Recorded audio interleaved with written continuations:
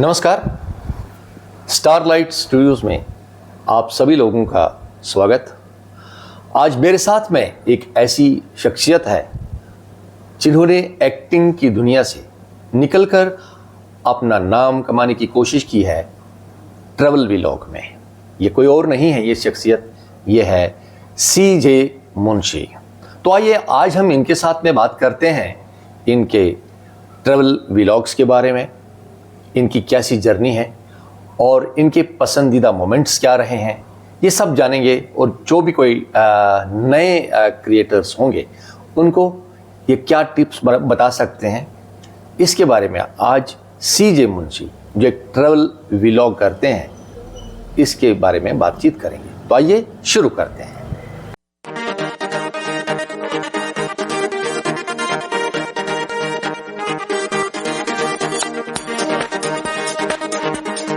सीजे जी, आप एक travel vlog करते हैं जी, लेकिन आपका जो बैकग्राउंड है, आप अपने फिल्मी दुनिया में थे, पहले एक्टिंग की दुनिया में कहता हूँ उसके साथ जुड़े रहे हैं जी।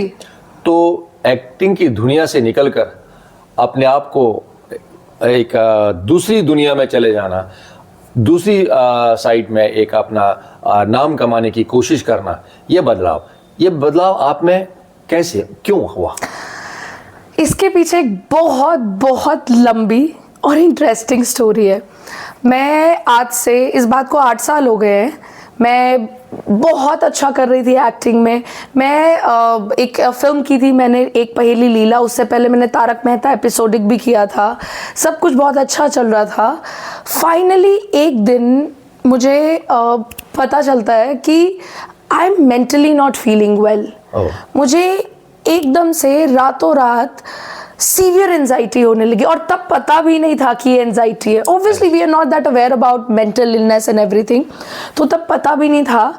एंड मुझे लिटरली 3 दिन में, क्योंकि ब्रेथलेसनेस हो गई थी, बहुत कुछ हो गया था, मुझे 3 दिन में रातों रात बॉम्बे छोड़ना पड़ा। अच्छा। और और मैं सीधा वापस अपने होम टाउन चंडीगढ़ आ गई। यहाँ पे obviously with lot of good doctors, guidance and everything, proper एक जो मुझे डायग्नोज हुआ था, एक क्लिनिकल एंजाइटी डायग्नोज हुई थी। तो उसकी मेडिकेशंस चली 6 महीने, 1 साल, एंड उसके बाद मैं नॉर्मल हो गई थी। बट उसके बाद मैंने सोचा अब क्या करूं। मैं गई बॉम्बे वापस। अच्छा। हाँ, मैं वापस बॉम्बे गई। मैंने उस टाइम भी कुछ मेरे थिएटर के फ्रेंड्स थे, उनके प्लेस थे, उन्होंने कहा तुम कोई बात नहीं, शुरू करते फिर से। मैंने फिर से प्लेस किए, बट समहाउ कहीं ना कहीं मैं काफ़ी बीमार हो जाती थी। अच्छा। ऐसा 3-4 बार ही चला, टू एंड फ्रो। तो फाइनली मैं वापस आई और एक दिन मेरा बर्थडे था। ये लास्ट ईयर की बात है, 2024 2 नवंबर। करेक्ट। तो उस टाइम मैंने अपनी नई थार खरीदी थी 4x4। अच्छा। और मैंने सोचा, मेरा ड्रीम था, बचपन से मेरा ड्रीम था कि मैं थार खरीदूं 4x4 और पहाड़ों की ट्रिप पे अकेले निकल जाऊं। मैं वैसे भी बचपन से ही सोलो ट्रैवल करती थी, तो मैं निकल गई बाय चांस। एंड लक ऐसा बना कि मैंने एक स्पीति सर्किट किया पूरा। मतलब मैंने चंडीगढ़ से मनाली, मनाली से काजा, काजा से चितकुल, चितकुल से कल्पा, कल्पा से नारकंडा, नारकंडा से वापस चंडीगढ़। तो ये पूरा सर्किट है। और फिर करते करते मैंने उस टाइम रील्स बनाई, जैसे आजकल सब लोग कर रहे हैं। Correct. तो बाय चांस वो रील्स चल गई। मतलब लोग इतने इंस्पायर हो गए कि ये उस टेरेन में लड़की छोड़िए, लड़का छोड़िए, जनरली लोग अकेले जाते ही नहीं हैं। जनरली आपको वहाँ ग्रुप्स ही दिखेंगे, 10 के, 5 के, 6 के, 2 के भी बहुत कम दिखेंगे। वहाँ लोग ग्रुप्स में जाते हैं because it's a very very hard terrain. तो मैं अकेली चली गई और लोग एक इंस्पायर हो गए कि यार being a female solo traveller, ये अकेली चली गई, वो रील्स चल गई, बस तब से ये मेरा प्रोफेशन बन गया। तो आपको, जैसे आप कह रही हैं कि आप अकेली जाती हैं जी, तो क्या इसमें कोई कभी आपका कोई टाइम ड्यूरेशन होता है? क्योंकि कहीं अंधेरा हो गया, नहीं, कहीं कुछ भी हो गया, तो आप इन चीज़ों को, चैलेंज को कैसे हैंडल करते हैं? नहीं, तो सिर्फ जैसे जहाँ गवर्नमेंट के नॉर्म्स होते हैं, जैसे जब हम मनाली से काजा जाते हैं कोक्सर से, बेसिकली वो जो टेरेन है वो आपको दिन में ही कंप्लीट करना है, वो गवर्नमेंट के नॉर्म्स है, आप वहाँ रात में ड्राइव नहीं कर सकते। अच्छा। हाँ, वो टेरेन में आप रात में नहीं ड्राइव कर सकते हैं, उनके वहाँ बैरियर्स लगे होते हैं सब, मतलब वो 100% अवॉइडेबल है, वो कर ही नहीं सकते। बस वहाँ पे मैं रात में नहीं करती हूँ, बाकी मुझे कोई प्रॉब्लम नहीं आती है, मैं हर जगह रात में ट्रैवल करती हूँ। चूंकि आप सोलो ट्रैवल करती है, व्लॉग बनाती है, लोगों तक पहुंचाती है, ये तो बहुत अच्छा मिशन है आपका, मैं समझता हूँ इस चीज को। लेकिन इधर एक और बात ये, जैसे आपने कहा कि मैं नाइट में नहीं, ऐसी जगह में नहीं करती हूँ, हाँ, या नॉर्मल जगह भी अगर बाई चांस कोई गाड़ी में ब्रेक डाउन हो गया, कुछ हो गया और आप चल रही हैं, ऐसी स्थिति में आप क्या करेंगे? तो मेरी गाड़ी में जितना कुछ ब्रेक डाउन में जरूरत होता है, मेरे पास best of best air pumps है गाड़ी के लिए, बेस्ट ऑफ बेस्ट ये जंप स्टार्ट केबल्स हैं, और मेरा जो टूल किट है गाड़ी का, मतलब I am well equipped with the car. मैं कहीं भी ब्रेक डाउन हो, गाड़ी टायर चेंज करना है, मुझे सब आता है, मैं पूरी गाड़ी अच्छे से हैंडल कर सकती हूँ। एंड ट्रस्ट मी, मैंने अपनी ट्रैवल लाइफ और अपनी पूरी ज़िंदगी जितनी जी है उसमें मैंने एक चीज़ देखी है, लोग बहुत अच्छे होते हैं, लोग बहुत हेल्पफुल होते हैं। जनरली जो आपके आसपास अपने लोग होते हैं जी, वो ज़्यादा हार्म करते हैं आपको। Trust me, it is because उन लोगों को पता है ना आपके बारे में, लाइक जो लोग आपके ज़्यादा करीब होते हैं, ऐसे मेरा एक्सपीरियंस है एंड मेरा मानना है कि हार्म आपको वही ज्यादा कर सकते हैं। वो बहुत रेयर केसेस होते हैं, जैसे आप सुनेंगे ये रेप हो गया, फलाना ये हो गया, मर्डर हो गया, दीज आर, ट्रस्ट में, ये प्लेन क्रैश की तरह बड़े रेयर केसेस है। बट अगर आप ध्यान से देखें तो सबसे ज्यादा खतरा हमें बड़े आसपास वाले सराउंडिंग से होता है। क्योंकि मैं जितना दुनिया में गई हूँ, मुझे इतने हेल्पफुल लोग मिले हैं, मुझे ट्रस्ट में एक एक्सपीरियंस आज तक बुरा नहीं हुआ, एक अच्छा ट्रैवल एक्सपीरियंस एक भी बुरा नहीं हुआ। I have always met very helping people. Correct. नहीं, मैं मेरे को ये भी जानने की कोशिश करना चाहता हूँ यहाँ पर, क्योंकि आप एक लेडी व्लॉगर हैं, फीमेल ट्रैवलर। हाँ, मैं तो अभी व्लॉगर ही कहते हैं हम इसको जी। तो अब ये तो हो गया ब्रेक डाउन की बात, लेकिन ऐसी भी स्थिति होती है, क्योंकि आपको पता है कभी कभी आप ऐसे टेरेन से जरूर गुजरती होगी जो क्रिमिनल एरिया भी हो सकता है, और आपके ऊपर किस किस्म का भी रिस्क हो सकता है। ऐसी सिचुएशन में आपको कभी आपने ऐसा सोचा कि मैं क्या कर सकती हूँ? हाँ, क्या मैं कर सकती हूँ, किसको बुला सकती हूँ? नहीं, किसी को नहीं बुलाना। क्या आप पुलिस को बुलाएंगी, नहीं बुलाएंगी, बुलाने की जरूरत पड़े नहीं पड़ेगी, तो क्या करें? I am trained in martial arts, I am 100% trained in martial arts. I can practically dismantle 3 people at a time. मेरे जो कार, मेरा पर्स, मेरे कोई भी जो भी मैं कैरी करती हूँ, there's always a weapon. मैं वेपन रखती हूँ हमेशा अपने साथ फॉर माई सेल्फ प्रोटेक्शन। किस टाइप का? आप एक व्लॉग हाँ, मतलब आप कर रहे हैं। हाँ, मैं ऐसा ना कहूँ तो आप वेपन कोई उस तरह का नहीं, क्योंकि मतलब जनरल आप डिफेंस के लिए मैं क्या कोई जैसे कोई एक स्टिक होती है, knife there is a big proper knife. यहाँ सीधे एक बात करना चाहता हूँ कि इसमें भी कानून है ना, तो आप जो नाइफ रख सकते हैं। नहीं, वो मेरे पब्लिक व्लॉग कर रहे हैं, वो मेरे तो ऐसा नहीं होना चाहिए कि भाई आप चाकू रख रही हैं। नहीं, वो मेरे 8 इंच का, तो लेकिन उतना तो अलाउड भी नहीं गवर्नमेंट। नहीं, 8 इंच का नहीं, वो रेगुलर सेब काटने वाली, राइट। हाँ, ये जरूरी बोला था। क्योंकि मैं रात में ट्रैवल करती हूँ, वो बस मेरी सेफ्टी के लिए, और जनरली आज तक वो काम भी नहीं आया, उससे मैंने लिटरली सेब ही काटे हैं आज तक, उससे मैंने और कुछ नहीं काटा है। गुड। ये बहुत इंपॉर्टेंट मेरे लिए था, जी, क्योंकि हम बहुत आगे तक चले गए हम आपके सेफ्टी के बारे में। बहुत अच्छा है, एज अ गर्ल आप ये चीज, एज अ लेडी आप इस चीज को करते हो आज तक, जैसा कि आपने बोला कि कोई कर नहीं रहा और आपने अब निकल के दिखाया। राइट। आप तो आगे भी और नाम कमाएंगे जरूर है, लेकिन एक इसमें सवाल मेरे को आता है कि ये आपको क्या कभी मिस होता है कि अपनी जो पुरानी सेट लाइफ आपको मिस होती है, कि या आपको ट्रैवल व्लॉगिंग पसंद है? तो दोनों चीजों का कैसे करोगे आप? क्योंकि वहां भी पैशन था तो वो किया था, और ये दूसरा पैशन में आ गए, तो दोनों में क्या ये आपका पैशन एक्चुअल में कौन सा था? क्या वो आपके पेरेंट्स का पैशन था कि आप एक्टर बने?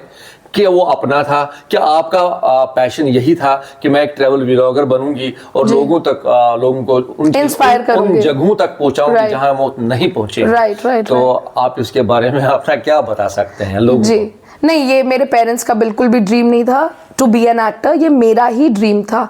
और मिस करने की बात है तो अब जो एक्टिंग का फ्रेम है वो घरों में आ गया, वो आपके सोशल मीडिया में आ गया। Correct. अब सोशल मीडिया ही स्टार है। Correct. तो अब मैं वो मिस नहीं करती हूँ क्योंकि अब मेरा भी एक फैन बेस बन रहा है, पीपल आर अंडरस्टैंडिंग। मैं कैमरे पे ही, बस कैमरे पे मैं ये कर रही हूँ और कैमरे पे मैं वो कर रही हूँ, बस इतना ही फर्क है। मैं कैमरे पे ही, वहां पे मैं स्क्रिप्ट पढ़ के लाइंस बोल रही थी, यहाँ पे मैं रियल जिंदगी जी रही हूँ। ये और एक like it is more exciting. तो क्या आपको लगता है कभी आप वापस स्टेज की तरफ भी दोबारा जाएं? हाँ 100%। अगर मौका मिले? 100%। आप मौके की तलाश में नहीं? नहीं, मौके की तलाश में नहीं हूँ। मुझे अगर कभी सीधा फोन आ जाए बॉम्बे से कि अच्छा ये हम कर रहे हैं और इसके लिए तुम्हारी बेस्ट कास्टिंग है, मैं फ्लाइट लूंगी, 2 मिनट में पहुंच जाऊंगी, I will do that, I will come back, फिर अपना काम शुरू कर दूंगी। Very nice. तो सीजे अगेन मैं एक बात पूछना चाहता हूँ आपसे कि कौन सी आपकी ट्रिप रही है जी जिसमें आपको बदलाव पर आपको लगता है कि एक बहुत बड़ा बदलाव होगा? जी मेरी जो स्पीति की ट्रिप थी, जब मैंने लाहौल स्पीति हिमाचल में, बट उसमें स्पेसिफिकली सिर्फ स्पीति वैली, वो टेरेन मुझे इतना सुंदर लगा। मैं उसके लिए एक लाइन लिखी है, मैं लिखती भी हूँ, तो मैंने उसके लिए एक लाइन लिखी थी, it is as barren as beautiful. वो जितना आपको बैरन लगता है वो उतना ही सुंदर है। उस ट्रिप ने पता नहीं समाव मुझे एक अलग जेन मोड में डाल दिया और तब से मैं उस जेन मोड में चल रही हूँ। मतलब स्पीति एक ऐसी जगह है जहाँ मैं फाइनली रहना भी चाहूंगी और मरना भी चाहूंगी। नहीं, मेरा कहना है कि उससे आपका क्या बदलाव हुआ? उससे मेरे में मतलब जितना स्पीति का मैंने ग्रैंडुअर देखा, स्पीति की मैंने शांति देखी, मतलब पहले मुझे लगता था मैं पता नहीं कौन सी क्या हूँ, जब मैं वहाँ गई तो सब इतना बड़ा था और मैं इतनी सी थी। तो बस शायद ग्राउंडेड कर दिया मुझे स्पीति ने, पूरा ग्राउंडेड कर दिया। जो मैं हवाओं में भी उड़ रही थी, वहां जाके मैं एकदम जेन, ऐसे मतलब किसी मंक की तरह फील किया मैंने। वो क्या वातावरण के कारण से कि वहाँ के साधारण जो लोग हैं उनके कल्चर से, उनके जो उनका सोशल लाइफ है उनसे किससे आप ज्यादा? वातावरण भी, सबसे ज्यादा लोग, वहाँ के लोग मैंने देखा इतना मिनिमलिस्ट जीते हैं और बहुत खुश है। मतलब उनके वो मिट्टी के घर और वो बस बुखारी सी उनके वहाँ जलती है, उस पर स्लो कुक खाना होता है। जब मैंने वो देखा और फिर मैंने शहर की लाइफ कंपेयर की जहाँ पे लोग लाखों रुपए महीने के 2-2, 3-3, 4-4 लाख का महीने का बता रही हूँ पैकेज लेके, ऐसा तो भी खुश नहीं है। मैंने देखा वहाँ के लोग छोटे छोटे मिट्टी के घरों में वो अपना वो थुप्पा सूप पी के इतने खुश थे। अच्छा, इतने खुश थे, मतलब उनके पास ज्यादा मीन्स नहीं है पर जो है उसी में वो इतना खुश थे कि ये जिंदगी का सार मुझे समझ आ गया कि कुछ है नहीं, आप कितना भी कमा लो, कुछ भी कर लो, एंड में जाना मिट्टी में ही है। so this is something that came to me Spiti जाके। Very nice. कोई ऐसा मजेदार किस्सा अनहोन जिसने आपको बिल्कुल ही चेंज ही कर दिया? मतलब मैं काजा में थी और मैंने अपनी पूरी लाइफ में, होता है ना स्टार गेजिंग, कभी किसी ने कोई तारा टूटता देख लिया, मैंने कभी नहीं देखा था। जबकि मैंने सितारे देखे थे, स्टार गेजिंग करी थी, बट मैंने प्रॉपरली ऐसा कुछ नहीं देखा था। तो काजा जो हॉस्टल है जहाँ मैं रुकती हूँ जनरली, उसके बगल में एक हेलीपैड है काजा में। ये हॉस्टल तो मुझे लगता है को लिविंग। हाँ, it's a hostel kind of, it's a को लिविंग। तो मैं बस निकली हूँ अपनी गाड़ी लेके और वहाँ पे किसी ने मुझे कहा था हेलीपैड पे जाइए, जबकि लांगजा जाते हैं। काजा में मोस्टली लोग लांगजा, एक बुद्धा है, स्टार गेजिंग कहते हैं, वहाँ पे बेस्ट है। पहले मैं वहाँ गई, मुझे ठीक लगा, मुझे दिखी मिल्की वे ठीक था, बट फिर मुझे किसी ने अगले दिन कहा आप हेलीपैड पे जाइए, तो वो बिल्कुल ही साथ में था। मैं हेलीपैड पे गई हूँ, मैंने गाड़ी लगाई है। उस टाइम मेरे पास, मैंने कहा रात में क्या शूट करना, कुछ नहीं, ना कैमरा ना कुछ, मैं बस खड़ी रही बाहर। मैंने जो जिंदगी में नज़ारा देखा है, मतलब उस टाइम अगर मुझे मरने को भी कह दिया जाता मैं मर जाती। मैंने उस पूरी रात में 3 घंटे में वहाँ ठंड में, स्पीति की ठंड में, नवंबर का टाइम है, खड़ी थी। मैं 3 घंटे हटी नहीं हूँ वहाँ से जब तक सुबह नहीं हुई। आई हैव सीन तारे टूटते हुए कंटिन्यूसली फॉर 3 आवर्स। यहाँ से देख रही हूँ एक तारा जा रहा है टूटता हुआ, यहाँ मतलब एक तारा तो मैंने लिटरली काउंट किया था कि 15 काउंट्स में वो तारा जाके वहाँ टूटा है। अच्छा। As in, वो 3 घंटे मेरी लाइफ के, nobody can take those 3 hours away from me. That was so surreal. ऐसे लग रहा था कि मैं सपने में हूँ किसी। I see. आप समझे, ऐसे लग रहा है तारे बस सर पे हैं और टूट रहे हैं, जैसे हम पटाखे नहीं छोड़ते। बिल्कुल बिल्कुल। ऐसे लग रहा था कि ऊपर वाले ने मेरे लिए वो पटाखे छोड़े हैं।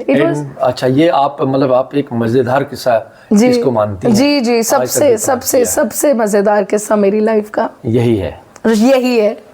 तो जो आप ये वीडियोस में जो हम देखते हैं, मैंने भी आपके कई वीडियोस देखे हैं, बहुत अच्छे वीडियो देखते हैं, देखने में बहुत आसान लगता है जी। बहुत ही आसान लगता है। राइट। तो क्या है इतना ही आसान है कि इसमें चैलेंजेस आपको लगते हैं? बिल्कुल आसान नहीं है, इसमें बहुत चैलेंजेस आते हैं। मैं एक इंसान हूँ, कैमरे मेरे पास 3 है, लाइक एक नॉर्मल कैमरा एंड्रॉइड, एक आईफोन है, एक गोप्रो है। मैं आपको बता रही हूँ, मुझे एक ही शॉट कितने एंगल से लेना पड़ता है वाइल ड्राइविंग, गोप्रो ऑन करना, ऑफ करना। ट्रस्ट मी, ये 9 to 5 जॉब से 3000 गुना ज्यादा डिफिकल्ट काम है। क्योंकि आप देखिए, आपने कैमरा लगाया, फिर आप अकेले आप भाग के आए, फिर आपको वो एक एक्ट करना है, शॉट देना है, ये करना है, फिर वापस जाना है। अच्छा, वो ठीक नहीं हुआ, फिर आपको वापस करना है। There are takes, there are retakes. इसमें इतनी मेहनत है, और घर आके फिर जो पूरा एडिट का सागा चलता है वो अलग है। तो जो आपके व्लॉग्स होते हैं, तो मेरा यही क्वेश्चन आपसे, यही प्रश्न है, क्या ये प्लान्ड होते हैं क्या नेचुरल होते हैं? और अगर प्लान्ड होते तो क्यों? अगर नेचुरल होते तो क्यों? ओके, ये होते नेचुरल है, क्योंकि आई बिलीव आप जो भी फ्लो के साथ करते हो ना, लाइक बहती नदी की तरह, वही बेस्ट होता है। प्लान करके आई डोंट नो, मेरी लाइफ में तो ज़्यादातर प्लान करके कुछ पूरा नहीं होता। मैं जो भी प्लान करती हूँ वो उल्टा ही हो जाता है। तो मेरी लाइफ में I prefer go with the flow. Go with the flow. उसी को पॉलिश करते हो थोड़ा, वो तो करना ही पड़ेगा, पूरा बहुत करना पड़ता है। नेचुरल चीज को पॉलिश करना कोई प्रॉब्लम नहीं होना चाहिए, क्योंकि लोगों को दिखने में भी अच्छा लगता है, आनंद आता है। उतना तो करना ही पड़ता होगा, but it is not planned. It is not planned at all. अगर कोई व्लॉगिंग दोबारा शुरू करना चाहता है, कोई भी फीमेल व्लॉगर बनना चाहती है, उनको आप क्या मतलब टिप्स दे सकती हैं? उनके आप क्या मददगार बन सकते हैं? क्योंकि कई ऐसे फीमेल व्लॉगर्स बनना चाहते होंगे, क्योंकि क्यों बनना चाहते हैं? वो या तो उनको इंटरेस्ट है, या वो प्रोफेशन इसको ले सकते हैं। तो आप उनको क्या टिप्स बताएंगी? क्या डूज बता सकती हैं, और क्या डोंट्स बता सकते हैं? तो मैं उनको यही बताऊंगी कि पहले तो आप अपने दिल की सुनिए कि आप करना क्या चाहते हैं। चाहे लड़का, लड़की, ट्रांस, कोई भी, दुनिया में कोई भी हो, एक इंसान, आप अगर सोशल मीडिया पे आना चाहते हैं तो पहले यहाँ सुनिए दिल में कि करना क्या है। ट्रैवल, कुकिंग, आर्ट, फैशन, मतलब नीश, आपको नीश ढूंढनी है। मतलब क्योंकि जैसे आप कुछ भी करें, आज आपने खाना बना दिया, एक कुकरी शो कर दिया, कल आपने कुछ, मतलब वो सोशल मीडिया एल्गोरिदम के लिए नीश पकड़ना ज़्यादा बेटर होता है कि अच्छा ये ट्रैवल ही करती है, तो फिर वो मेरे वीडियोस उसी तरह के लोगों को दिखाते हैं। जैसे कोई कुकरी ही करता है तो वो उसी तरह के वीडियोस उसी तरह के लोगों को दिखाते हैं। इससे आपकी रीच में बहुत बेटरमेंट होती है, फ़ायदा होता है, इजाफा होता है। करेक्ट। लेकिन मैं ये जानना चाहता हूँ कि ऐसा व्लॉगर बनने के लिए उनको शुरुआत कैसे करनी चाहिए? शुरुआत तो देखो, इसको कहते हैं हिम्मत मर्दा मदद खुदा। शुरुआत ऐसे ही करनी है कि बस उठना है एक दिन और कर लेना है। जैसे आप उठते हो एक दिन और कोई एग्जाम दे देते हो, उठते हो, सांस ले लेते हो, मतलब अगर आप आइडिएशन करते रह जाओगे, प्रोक्रेस्टिनेशन करते रह जाओगे तो नहीं हो पाएगा। समझ लो कोई कुछ भी करना चाहता है, अभी यही है क्योंकि कल का तो किसने देखा है, कल रहे ना पता नहीं रहे। है। तो वही अभी करना है जो करना है, बस कर लेना है, उठना है। तो सीजे मैं ये पूछना चाहता हूँ कि यार जैसे आप ये व्लॉगिंग करती हैं तो आप तो अपनी थार गाड़ी में जाती हैं। जी जी जी। अब किसी के पास थार तो है नहीं, ठीक है, लेकिन इंटरेस्ट है उसको, तो सुनिए ना, हाँ उनको इंटरेस्ट है जी और आपको पता है कि इन चीज़ों में व्लॉगिंग में वेदर भी एक 100% है। तो कुछ लोग तो इसको मोटर बाइक पे करेंगे, कुछ लोग ये कैसे हो सकता है सबके लिए? कैसे, क्या करना चाहिए, कैसे करना चाहिए? क्या ये फीमेल व्लॉगर Right. मोटरसाइकिल पे कर सकती है? अगर कर सकती तो कैसे करेंगी? उसको क्या दिक्कतें आएंगी? करना चाहिए, नहीं करना चाहिए? और अगर करना चाहिए कैसी जगह जाना चाहिए? Right. ये सब सोचते हैं क्योंकि ओपन टू रिस्क है। जैसे आपकी गाड़ी बंद होगी, मोटरसाइकिल वाली तो ओपन है, राइट, क्योंकि वो गिर भी सकते हैं, बहुत गिर भी सकते हैं, उसमें बहुत उसको रिस्क रास्ते है। में कोई पकड़ भी सकता है, कुछ भी हो सकता है। राइट। तो डिफेंस लाइन कम है उसके लिए, उसके साथ में। राइट। तो ऐसी सिचुएशन के लिए आपका क्या मतलब ओपिनियन है? राइट। मैं ट्रस्ट मी, मैं अकेली नहीं हूँ, इंडिया में इतनी फीमेल ब्लॉगर्स हैं जो बाइकिंग ट्रिप्स करती हैं। अच्छा, बहुत है, बहुत सारी बाइकिंग करती है। जिनके पास बाइक भी नहीं है वो पब्लिक ट्रांसपोर्ट से भी जा सकती हैं, बहुत इजी है। अगर थोड़े ज़्यादा पैसे हैं तो वोल्वो, जितना एरिया में कवर किया वो सब वोल्वो से कवर होता है, वो सब नॉर्मल बसेस से भी कवर होता है। There is a bus going from Manali to Kaza to Chitkul, Chitkul to, मतलब ये पूरा आप कुछ भी इधर से भी कर सकते हैं, नारकंडा से भी आ सकते हैं, आप मनाली से भी जा सकते हैं, Chandigarh to Manali. Everything is beautifully connected by straight transport also and by these private Volvos also.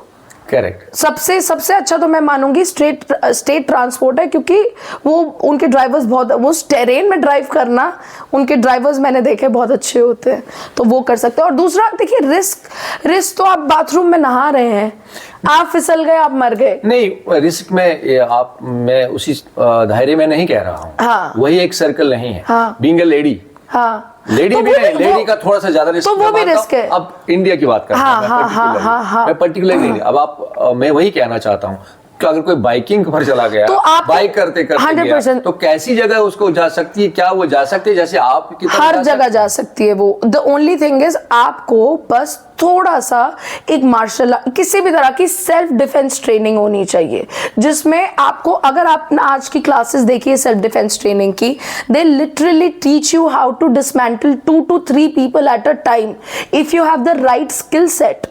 आपको वेपन की भी जरूरत नहीं है, trust me, with the right skill set.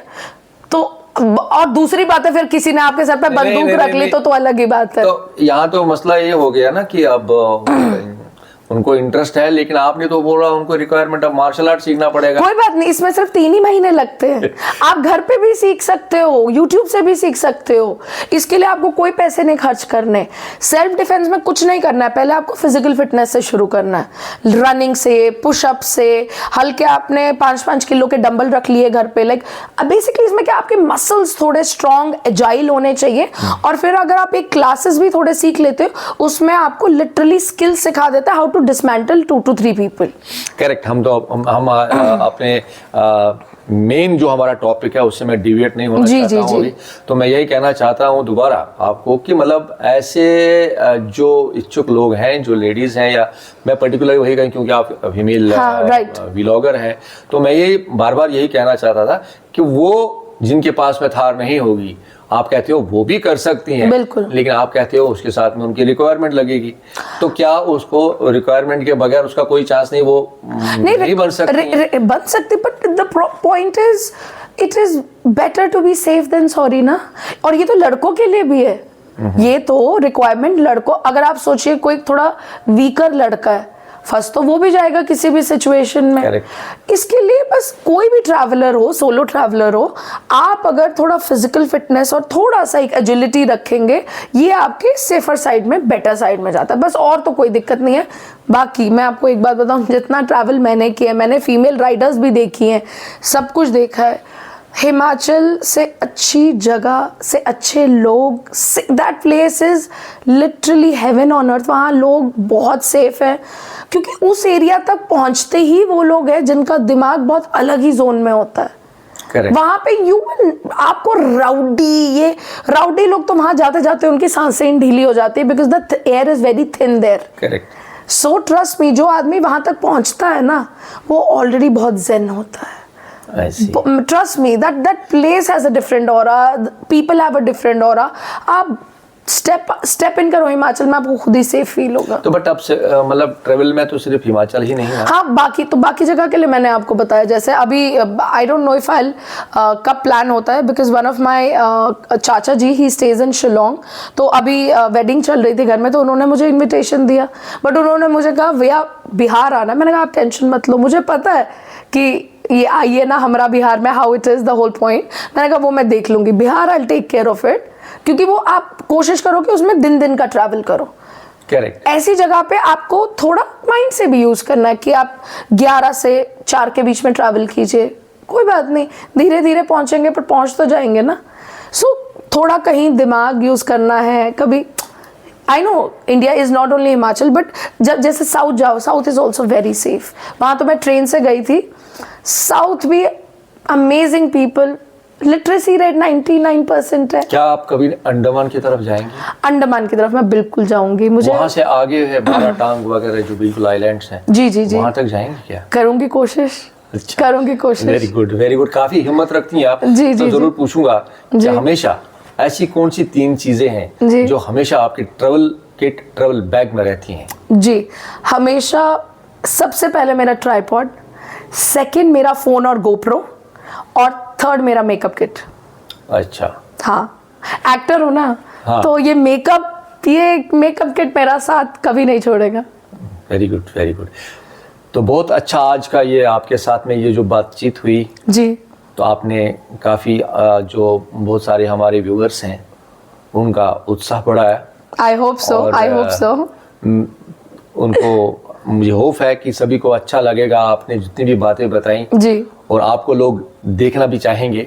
I hope so. मैं लोगों से भी यही कहूँगा कि हमेशा सीजे मुंशी को फॉलो करें. इंस्टाग्राम पे भी, यूट्यूब पे भी, इंस्टाग्राम पे भी. तो आपको अच्छी अच्छी जगहें घुमाएंगी जहां आप खुद भी नहीं जा सकते हैं.